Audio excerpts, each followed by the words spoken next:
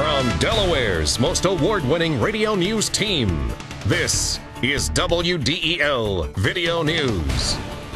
Here's Chris Carl. Among Delaware's top stories for Thursday, February 7th, hearings on wind power begin tonight, trying to prevent violence among teens. And we'll meet the Blue Rocks' new manager. Here are the details. A man wanted in the stabbing death of a Newark area woman has been caught in Texas. County police say Alejandro Cruz was driving Aurora Reyes Aranda's car when he was found at a gas station 243 miles from the Mexican border Tuesday night. He's accused of stabbing Reyes Aranda early Tuesday morning in the garage of a home they shared in Todd Estates. Police say he had injuries to his hands and that his right thumb was still bleeding. Cruz is facing murder and other charges. Police identify a Newcastle man as a suspect in a December murder in Wilmington. Wilmington police looking for Cordell Scretching.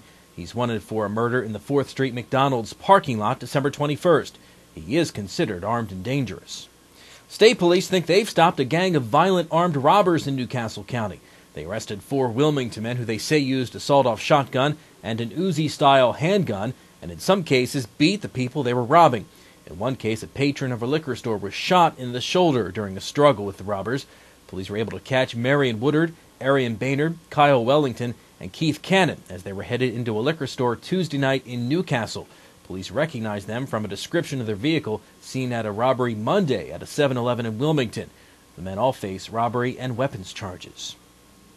Saying the framework for abusive relationships are often built during teenage years, Governor Minner is calling on people to raise the awareness of teen dating violence in Delaware.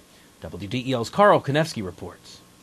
Governor Minner signed a proclamation declaring February Teen Dating Violence Awareness and Prevention Month. The governor said 40% of girls between the ages of 14 and 17 know someone their age who's been physically abused by a boyfriend and encourage people to stand up for themselves and for others. Tell yourself, I will not tolerate that kind of treatment.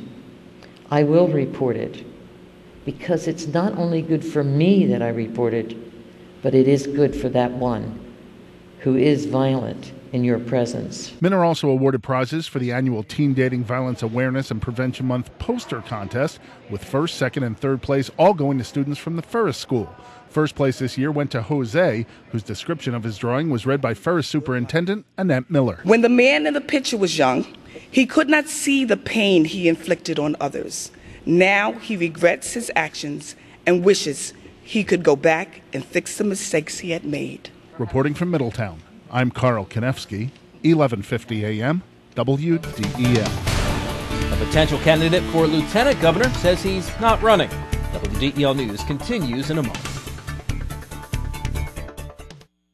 The best place to buy your new floor is at your local Carpet One store, where we offer true flooring expertise, from a great selection of famous name floors to guaranteed installation. That's something you won't find at those big warehouses, internet sites, or traveling carpet shops. And with our 1,000 store buying power, we offer you the best warranties and the best values in flooring. Carpet One, the one store for your perfect floor. You're the one, you're the one. The State Senate Committee meets tonight in Dover for the first in a series of hearings examining cheap renewable energy options. Senator Harris McDowell, a Wilmington Democrat, chairs the Energy and Transit Committee and says he scheduled the hearings to determine whether there are ways to produce renewable energy that are cheaper than the pending Blue Water wind project. Blue Water was the only renewable energy provider to respond last year to a state request for proposals. The company wants to erect a wind farm off the coast of Rehoboth.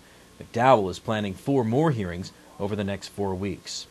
One gubernatorial hopeful wants to bring organized labor and the business community together to help drive the state's economic development. WDEL's Carl Konevsky reports.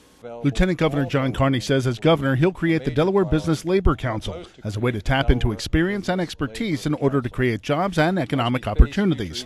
Carney cited workers' comp reform as an example where the two sides work together, but acknowledged that on issues like prevailing wage and minimum wage hikes, the two remain at odds. There are opportunities, whether there are issues that where people differ, to bring people to the same table to talk about it. I think you have a much better chance of resolving those issues, or at least feeling good about your respective sides and respecting respective sides if you're sitting at the same table. Carney says he'd like to tap the head of the State Chamber of Commerce and the president of the AFL-CIO to lead the group. It's really an example of the way I would act as governor, bringing people together from, in some ways, different sides that really have the same hopes and aspirations.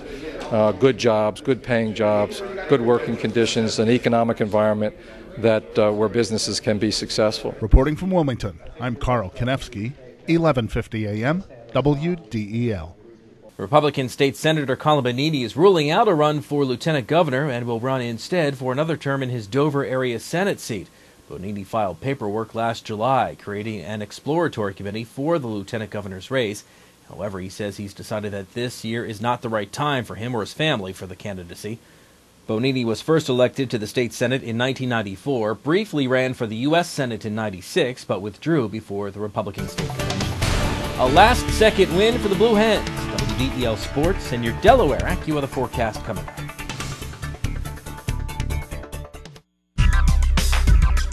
Looking to gain an edge in the technology or design field? Wilmington College's Division of Information Technology and Advanced Communications offers state-of-the-art facilities equipped with the latest tools.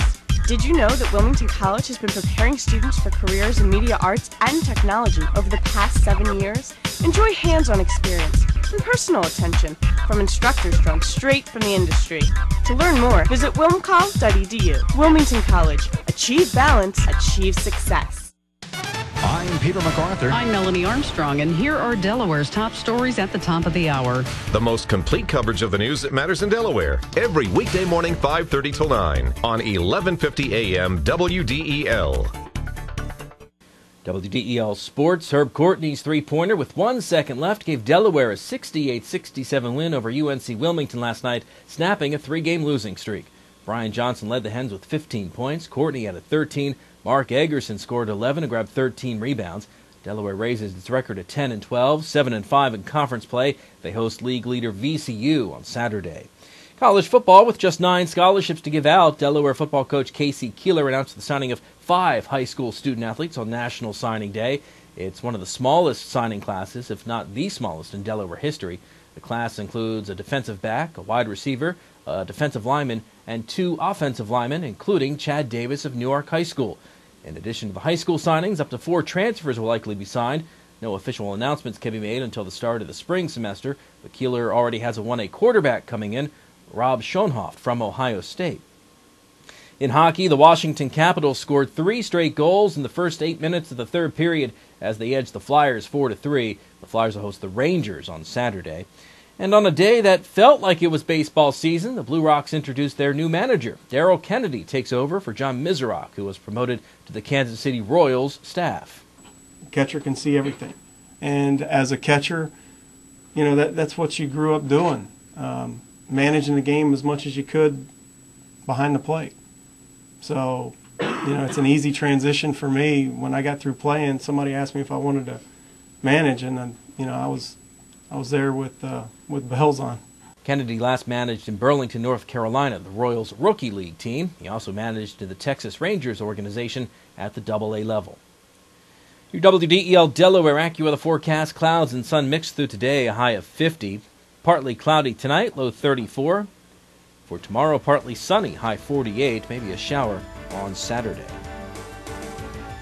Get news updates throughout the day. Delaware's top stories at the top of the hour on 1150 AM. And get WDEL News text alerts sent to your cell phone. Sign up here at WDEL.com. I'm Chris Carl. Thanks for watching.